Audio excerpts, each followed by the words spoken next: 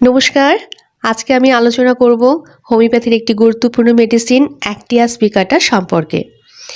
এটি একটি rheumatic remedy বা যেখানে বাতের ব্যথার সমস্যা থাকে, বিশেষ করে সেটা যখন স্মল জয়েন্টস বা আমাদের যে ক্ষুদ্র ক্ষুদ্র অস্থিসন্ধি রয়েছে, যেমন হাতের কবজি, আঙুলের গাঁট, গোড়ালি, এইসব জায়গায় যখন বাতের ব্যথা হয়, সেক্ষেত্রে এটা একটা মহৌষধ বলা যায়।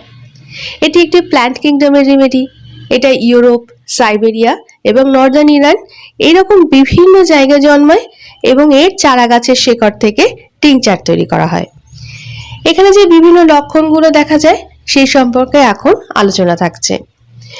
মানসিক লক্ষণে দেখা যায় যে ফিয়ারফুলনেস থাকে, মনের মধ্যে সবসময় একটা ভয় ভয় ভাব থাকে, স্টার্টস ইজিলি, সহজেই চমকে ওঠে এবং কনফিউজড থাকে বা বিভ্রান্ত দিশাহারা থাকে এবং মাথা ঘোরা, মাথা যন্ত্রণা করা, মাথার ভেতরে দপদপ করা বা থ্রবিং ইন দি ব্রেইন এবং মাথার যে লেফট ফ্রন্টাল এমিনেন্স রয়েছে সেই হাড়টি মনে হয় যেন যন্ত্রণায় গুড়িয়ে যাবে, এই রকম লক্ষণ থাকে।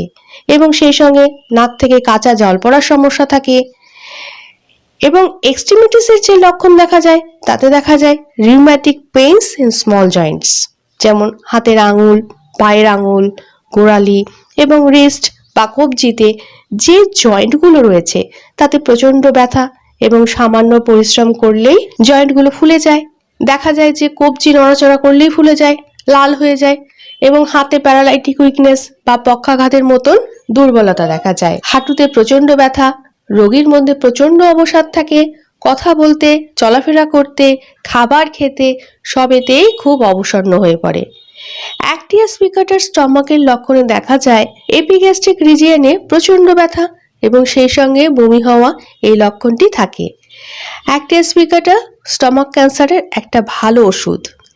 Cramp like pains in the stomach and epigastrium with difficult breathing, এই লক্ষণটি থাকে, অর্থাৎ ব্যথার সঙ্গে সঙ্গে শ্বাসকষ্ট থাকে এবং বাতের ব্যথা এবং রাতের বেলায় ঠান্ডা হাওয়াতে শ্বাস নিতে কষ্ট হওয়া বা শর্টনেস অফ ব্রেথ, এই লক্ষণটি থাকে এবং সেই সঙ্গে পেট ফুলে যাওয়া ও পেটে ব্যথা, এই লক্ষণটি থাকে।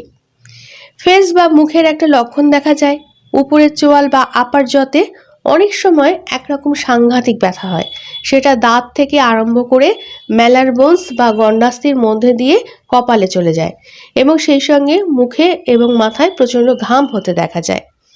এই লক্ষণগুলো যদি থাকে তাহলে অ্যাক্টিয়াস পিকাটা থার্ড পোটেন্সি খুব ভালো কাজ করবে।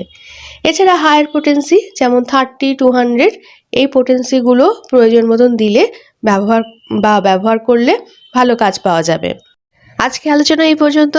পরবর্তী ভিডিওতে আবার একটি হোমিওপ্যাথিক ওষুধ নিয়ে আলোচনা থাকছে। সবাই ভালো থাকুন, সুস্থ থাকুন। নমস্কার।